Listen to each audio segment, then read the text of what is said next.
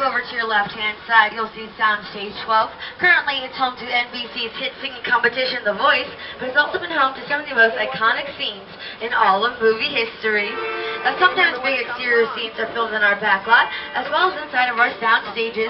That was the case for the town of Whoville for Ron Howard's The Grinch, and even the classic clock tower scene from Back to the Future. Now, later on in the tour, we're going to show you those incredible filming locations up close and personal over on our backlot. Now, Soundstage 12 is actually one of our oldest, and it's our largest soundstage here. It was used for the visitor center from Jurassic Park, and even with Scarface's mansion. And it's so large that in the year 1929, the musical Broadway was able to utilize Soundstage 12 for filming to do overhead crane shots with a camera, which at that time was unheard of for filmmaking. Now, we showed you guys our largest soundstage, but we are going to be passing some of the busiest soundstages here in our front lot.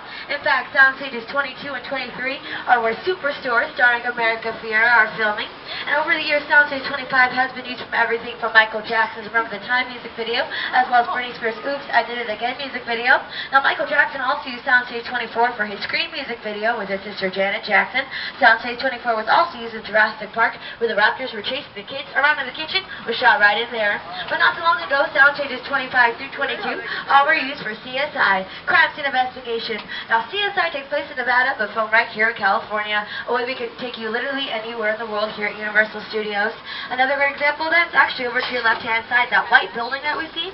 It's a parking structure, but in the Lost World Jurassic Park, that parking structure was transformed into a cliff where their mobile lab was sailing off of. So guys, in less than 5 minutes, we've been to Las Vegas, an island off the coast of Costa Rica. Let's go out of this world like we did in Soundstage 27.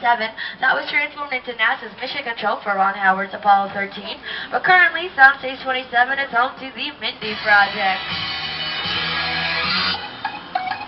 starring Mindy Kaling. Now, you guys can catch up with the latest season of the Mindy Project that's going over to Hulu. And you also may recognize this Mindy Kaling as a former series regular, and she also was a writer on NBC's hit show, The Office. Now, I've been bringing up a couple television shows like The Mindy Project and The Voice, even though we're here in a movie studio a lot, but there's actually a reason behind that, you guys. See, Universal Studios is a part of NBC Universal, one of the largest multimedia powerhouses in the entire world.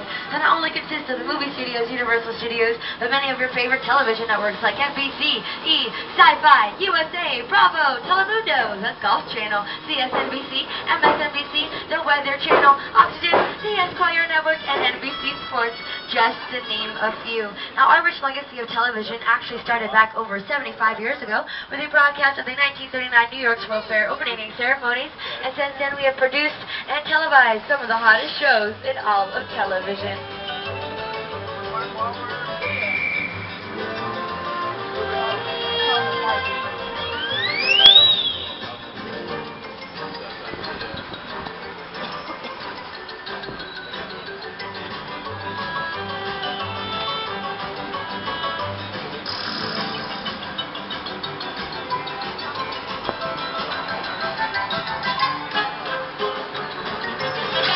Now, we see the final product of television shows, but a lot of times they start over off to your left-hand side. These are production bungalows, some of the biggest names in all of entertainment, like Illumination Entertainment, which has the Minions movie in theaters right now. I don't know about you guys, I love those Minions. You can recognize them anywhere. You also may recognize the silhouette of Bungalow 5195, that's your left-hand side.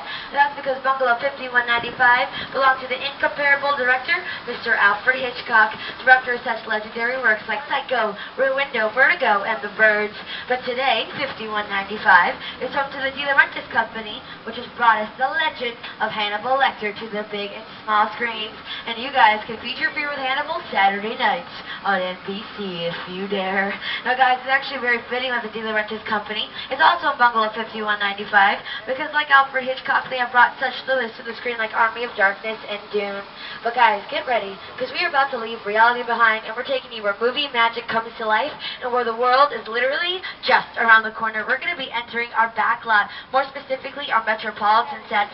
Now, you guys, we shoot the big stuff out here, all the exterior scenes on a very large scale, and sometimes filmmakers are even called upon to film nighttime scenes during the day. And that is exactly what we did for the film Streets of Fire, where the lighting and grip department created over a mile of special black fabric to completely cover our entire Metropolitan sets so they can film nighttime scenes during the day.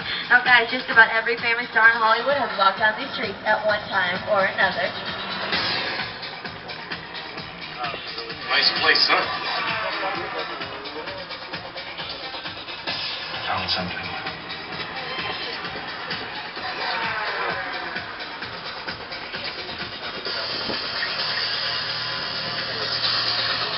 But guys, not only have famous actors seen these sets, but also famous cars as well. Now guys, back in 1985, a bolt of lightning sent Marty McFly and his time-traveling DeLorean back to the future. The wide shots of this famous scene were filmed out here in Courthouse Square, that's over to your left-hand side. Now the close-ups, like I mentioned, were shot in soundstage while on the front left. Now guys, you're in for a treat because there's now a clock back on the clock tower as we celebrate the 30th anniversary of Back to the Future headed to theaters.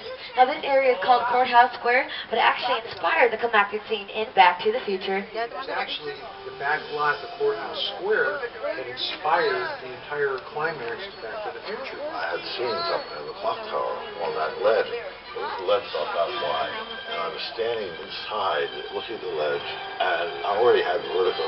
I just thought there's no way in the world, no way I'm going to stand up. I was up there for quite a while. Of course, I had a cable.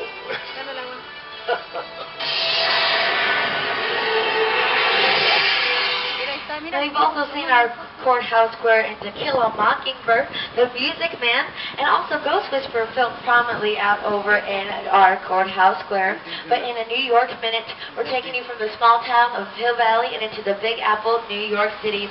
Now just about every famous star in the entire world has seen New York City at one time or another. Because like they say, if you can make it here, you can make it anywhere. And in fact, guys, at Universal Studios at night, is one of the most iconic images of all the 20th century. I like to call this area Murderlot Home. So ladies and gentlemen, it's my pleasure to introduce to you the one, the only, Miss Marilyn Monroe. Pose for pictures, Marilyn? Of course. Anything for my fans. Oh, do you hear that? Don't you just love the breeze from the subway? Oh, hello, handsome. Oh, here comes another one.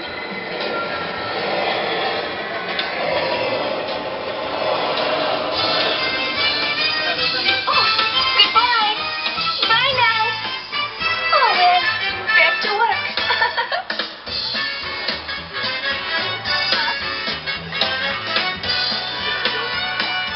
Thank you very much, Miss Monroe.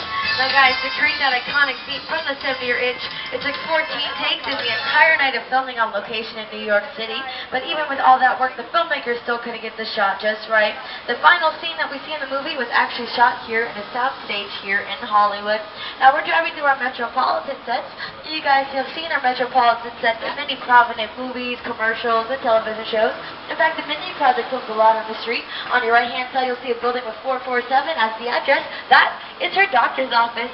You've also seen our New York Street and our metropolitan areas in The Amazing Spider-Man, Marvel's Agent Carter, Marvel's Agent of S.H.I.E.L.D., NCIS, How I Met Your Mother, just to name a few. Now, not too long ago, our metropolitan area went over a major reconstruction that was supervised by none other than the director, Mr. Steven Spielberg. Now, over the years, Universal Studios has had the pleasure to work with many high-profile directors like Steven Spielberg, Angelina Jolie, and Academy Award-winning director, Mr. Peter Jackson, on his film King Kong. It's the original King Kong that made me want to direct movies. I saw that movie on TV when I was about 8 or 9 years old, and I wanted to become a filmmaker. Action!